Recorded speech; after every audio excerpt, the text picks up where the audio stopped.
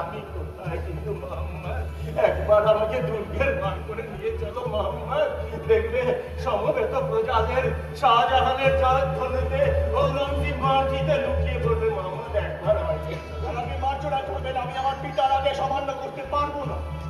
পেরে না মোহাম্মদ, তোমার সম্মুখে দাঁড়িয়ে জীর্ণ শীর্ণ বৃদ্ধ পিতামহ তোমাকে তোমাকে অনুরোধ করছে মোহাম্মদ, একবার আমাকে নিয়ে চলো মোহাম্মদ।